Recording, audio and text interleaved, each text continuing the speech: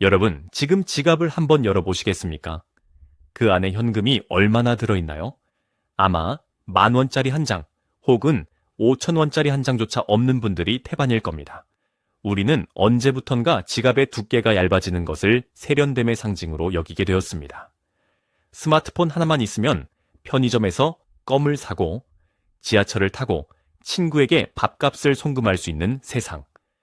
한국은 전 세계에서 가장 빠르고 완벽하게 현금 없는 사회로 진입하고 있는 나라입니다. 하지만 우리가 이 편리함에 취해 있는 동안 세계에서 가장 먼저 현금 없는 사회를 선언했던 국가는 지금 정반대의 길을 선택했습니다. 바로 스웨덴입니다.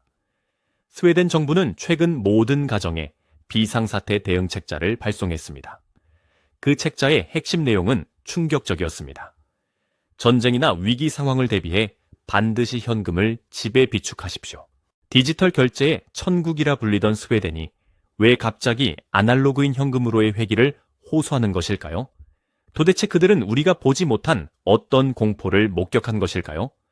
오늘 저는 단순히 경제 이야기를 하려는 것이 아닙니다. 이것은 당신의 재산, 그리고 당신의 자유, 나아가 우리 가족의 생존에 관한 아주 심각한 경고입니다. 우리는 흔히 현금이 사라지면 투명하고 편리한 세상이 올 것이라 믿습니다. 하지만 그 믿음이 깨지는 순간 우리가 겪게 될 재앙은 상상을 초월합니다.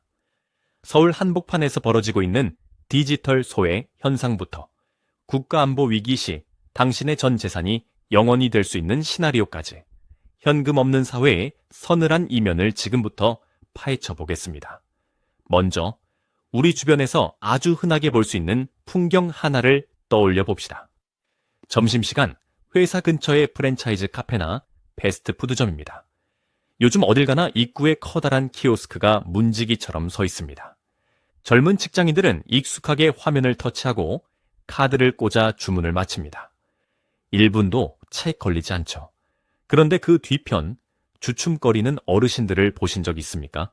뒷사람 눈치를 보며 돋보기 안경을 꺼내 쓰고 복잡한 메뉴 화면에서 헤매다가 결국 주문을 포기하고 돌아서는 뒷모습 말입니다. 어떤 매장은 카운터에 당당하게 현금 없는 매장이라는 팻말을 걸어둡니다. 주머니에 꼬깃꼬깃한 10,000원짜리 지폐가 있어도 그곳에서 그 돈은 종이 조각에 불과합니다. 점원은 상냥하지만 단호하게 말합니다. 죄송합니다, 고객님. 저희는 현금을 받지 않습니다. 이것이 과연 단순한 불편함의 문제일까요? 아닙니다. 이것은 명백한 배제입니다. 대한민국의 법정화폐, 즉 한국은행이 발행하고 국가가 가치를 보증하는 돈이 대한민국 영토 내의 상점에서 거부당하고 있는 것입니다. 헌법이 보장하는 경제활동의 자유가 효율성이라는 명분 아래 침해받고 있는 현장입니다. 우리는 키오스크 앞에서 쩔쩔매는 어르신들을 보며 세상이 바뀌었으니 배워야지라고 쉽게 말하곤 합니다. 하지만 그 화살은 머지않아 우리에게 돌아올 것입니다. 우리가 늙어서가 아닙니다. 시스템이 멈추는 순간 우리 모두는 그 키오스크 앞의 노인과 똑같은 처지가 될 수 있기 때문입니다. 기억하십니까?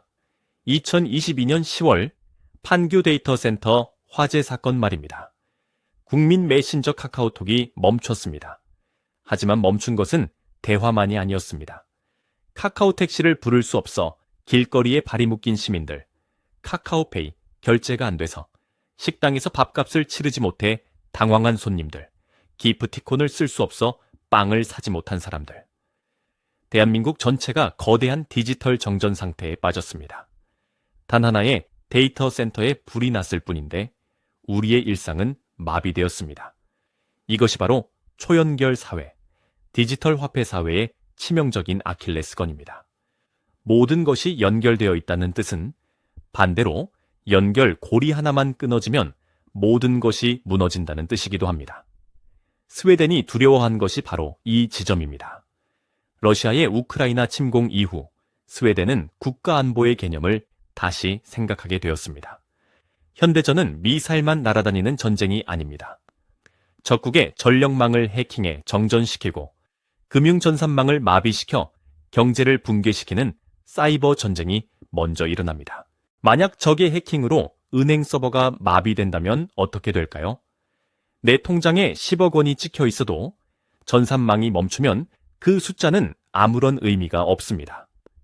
편의점에 물이 가득 쌓여 있어도 카드 결제기가 작동하지 않으면 한 병도 살 수 없습니다. 카드가 먹통이 된 세상에서 유일하게 나를 구해줄 수 있는 수단, 그것은 배터리도 필요 없고 인터넷 연결도 필요 없는 바로 당신 주머니 속의 현금뿐입니다. 한국은 스웨덴보다 안전할까요?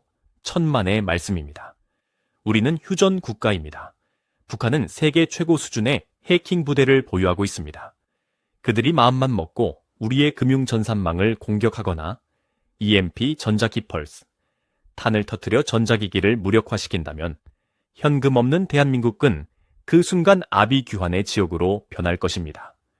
우리가 그토록 자랑하는 편리한 핀테크 기술이 유사시에는 우리의 목을 조르는 족쇄가 될 수 있다는 사실을 직시해야 합니다.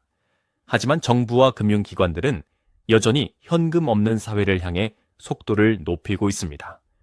표면적인 이유는 그럴듯합니다. 화폐 발행, 비용 절감, 지하 경제 양성화, 투명한 세원 확보. 네, 틀린 말은 아닙니다. 하지만 그 이면에 숨겨진 진짜 목적은 따로 있습니다. 바로 통제입니다. 현금은 익명성을 보장합니다. 내가 편의점에서 현금으로 빵을 사 먹든, 서점에서 책을 사든, 누군가에게 용돈을 주든 그 기록은 남지 않습니다. 이것은 개인의 프라이버시이자 경제적 자유의 마지막 보루입니다. 하지만 모든 거래가 디지털화되면 이야기가 달라집니다. 내가 언제, 어디서, 무엇을 샀는지, 누구에게 돈을 보냈는지 정부와 은행은 실시간으로 들여다볼 수 있게 됩니다. 이 감시 시스템의 정점이 바로 CBDC, 중앙은행 디지털 화폐입니다. 최근 한국은행을 비롯한 각국 중앙은행들이 CBDC 도입을 서두르고 있습니다. 많은 분들이 CBDC를 비트코인 같은 암호화폐와 비슷하다고 생각하지만 성격은 정반대입니다. 비트코인은 탈중앙화, 즉 정부의 간섭 없는 자유를 추구하지만 CBDC는 정부가 발행하고 정부가 관리하고 정부가 100% 통제하는 돈입니다. CBDC가 도입되면 어떤 일이 벌어질까요? 가장 무서운 기능은 바로 프로그래밍 가능한 돈이라는 점입니다. 정부가 화폐에 특정한 조건을 심을 수 있다는 뜻입니다. 예를 들어 경기 부양을 위해 정부가 지원금을 줬다고 칩시다. 그런데 이 돈에 한 달 안에 쓰지 않으면 찬나눔이 사라진다. 는 유효기간 코드를 심어버릴 수 있습니다. 저축은 불가능하고 강제로 소비해야만 합니다. 더 나아가 이 돈으로는 술이나 담배를 살 수 없다거나 탄소 배출량이 많은 제품은 구매할 수 없다는 식의 통제도 기술적으로 가능해집니다. 내 돈인데 내 마음대로 쓸 수 없는 세상. 심지어 중국처럼 사회적 신용 점수와 연동하여 정부의 비판적인 사람의 계좌를 동결하거나 특정 지역 밖에서는 결제가 안 되게 막아버릴 수도 있습니다. 이것은 공상과학 영화의 내용이 아닙니다. 기술은 이미 완성되어 있고 실행 버튼을 누를 타이밍만 보고 있을 뿐입니다. 경제 위기가 닥쳤을 때도 마찬가지입니다. 만약 심각한 불황이 와서 중앙은행이 마이너스 금리를 도입한다고 가정해 봅시다. 마이너스 금리란 은행에 돈을 맡기면 이자를 주는 게 아니라 오히려 보관료를 떼어가는 것입니다. 현금이 존재하는 세상에서는 사람들이 은행에서 돈을 다 찾아 금고에 넣어두면 그만입니다. 뱅크런이 일어나겠죠. 하지만 현금이 금지된 세상, 모든 돈이 디지털 숫자로만 존재하는 세상에서는 도망칠 곳이 없습니다. 앉아서 내 돈이 줄어드는 것을 지켜보거나 울며 겨자 먹기로 돈을 써야 합니다. 우리는 편리함이라는 달콤한 사탕을 얻는 대신 우리의 경제 주권을 통째로 넘겨주고 있는 것일지도 모릅니다. 스타벅스 사이렌 오더의 편리함 뒤에는 데이터 주권의 상실이 숨어 있고 삼성페이의 간편함 뒤에는 시스템 의존증이라는 병이 자라고 있습니다. 그렇다면 우리는 어떻게 해야 할까요? 시계를 거꾸로 돌려 다시 엽전을 쓰던 시절로 돌아갈 수는 없습니다. 디지털 결제의 흐름을 막을 수도 없습니다. 하지만 적어도 균형은 잡아야 합니다. 그리고 최악의 상황을 대비한 보험은 들어둬야 합니다. 그 보험은 거창한 것이 아닙니다. 바로 현금 사용입니다. 첫째, 비상금으로 일정 금액의 현금을 반드시 실물로 보유하십시오. 은행 계좌에 있는 숫자가 아니라 내 손으로 만질 수 있는 5만 원권 지폐를 집에, 그리고 채, 가방 속에 분산해서 보관하십시오. 국가 재난 사태, 통신 마비 혹은 은행 전산 장애가 발생했을 때 이 종이 뭉치는 당신과 당신 가족의 생명줄이 될 것입니다. 둘째, 의식적으로 현금을 사용하십시오. 동네 슈퍼마켓, 재래시장, 그리고 현금을 받는 소상공인들에게 카드가 아닌 현금을 내미십시오. 우리가 현금을 계속 사용해야만 현금 유통 인프라가 유지됩니다. 사람들이 현금을 쓰지 않을 가면 은행은 ATM을 더 빨리 없앨 것이고 상점들은 현금통을 치워버릴 것입니다. 현금 사용은 단순히 결제 수단을 선택하는 것이 아니라 나는 시스템에 완전히 종속되지 않겠다는 일종의 투표 행위입니다. 셋째, 디지털 소외계층에 대한 관심을 가져야 합니다. 현금 없는 매장이 늘어날수록 우리 부모님 세대, 장애인, 그리고 금융소외계층은 사회에서 격리됩니다. 현금 결제 선택권을 법적으로 보장해야 한다는 목소리에 귀를 기울여 주십시오. 그것이 훗날 나를 위한 보호막이 될 것입니다. 여러분, 스웨덴이 왜 자존심을 굽히고 다시 현금의 중요성을 강조했는지 잊지 마십시오. 현금은 왕이다. Cash is king. 라는 말이 있습니다. 평소에는 그저 낡은 격언처럼 들릴지 모릅니다. 하지만 위기의 순간 전기가 끊기고 네트워크가 단절된 어둠 속에서 유일하게 빛을 발하며 당신을 지켜줄 수 있는 왕은 오직 현금뿐입니다. 편리함은 렌트한 것이지만 자유는 소유해야 하는 것입니다. 오늘 퇴근길 혹은 내일 아침 지갑 속에 빳빳한 현금 몇 장을 채워 넣는 것은 어떨까요? 그 작은 행동이 당신의 경제적 자유를 지키는 첫걸음이 될 것입니다.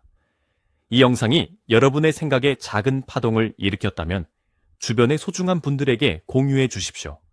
특히 스마트폰 하나만 들고 다니는 자녀들에게, 그리고 디지털 세상이 낯선 부모님들에게 이 사실을 알려주십시오. 우리가 깨어있지 않으면 우리의 권리는 조용히, 하지만 확실하게 사라질 것입니다. 시청해 주셔서 감사합니다.